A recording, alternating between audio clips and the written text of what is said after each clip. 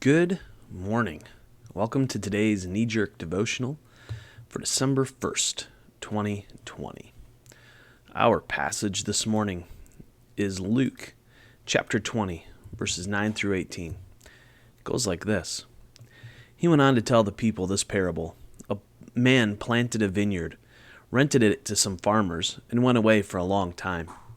At harvest time, he sent a servant to the tenants so they would give him some of the fruit of the vineyard.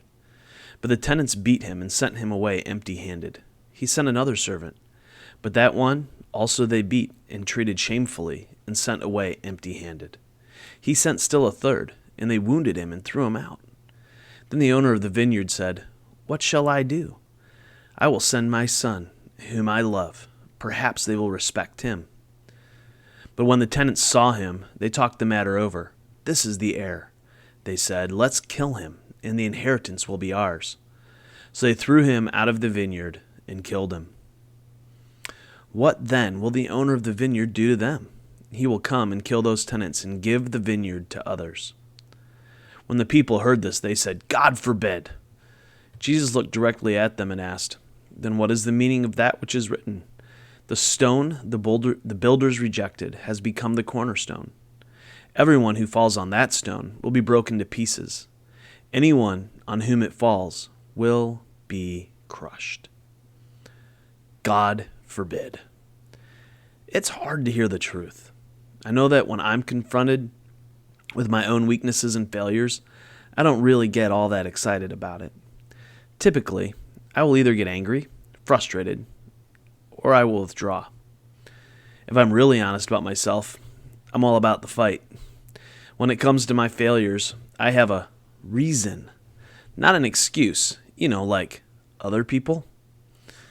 Jesus loved people, and he loved them perfectly. Because he loved them, he told them the truth. This parable is a microcosm of the whole story of the people of God up to the point of Jesus coming. The servants that were sent were the prophets. They were warning the people to be faithful.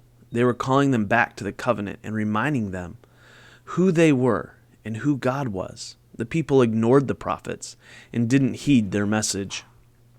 Jesus is here saying that now God's beloved Son is here and the people are going to kill him. The people of Jesus' time got it. Their response? God forbid. They didn't want to hear that they would be just like their forefathers. There is no way that they could commit such violence. Yet, here they were. Jesus was calling them to the carpet, and they had to face the music. You have to wonder what would have happened if they had said, "Lord, forgive us." What would have happened if they didn't move towards denial, but moved toward a response of repentance and faith? Over the years, I've been trying to get better at receiving truth. I've been working really hard at hearing what others say and then responding not in anger or excuse making. I think of all the ways that I've tried to grow up over my life, this has been the hardest.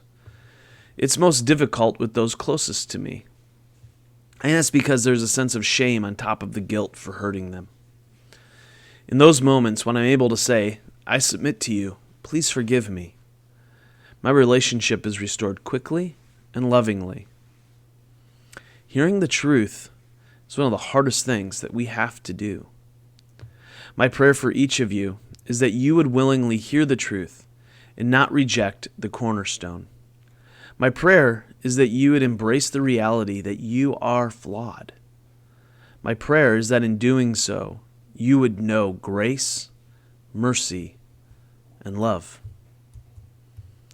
Hey guys, today is Giving Tuesday. So if this podcast or these knee-jerk devotionals have been helpful to you or have been a blessing to you, please consider making a donation to our ministry. You can check that out at acts13.net/giving. The link will be in the show notes. All right. Thanks again for being with us, and until tomorrow, love well, my friends.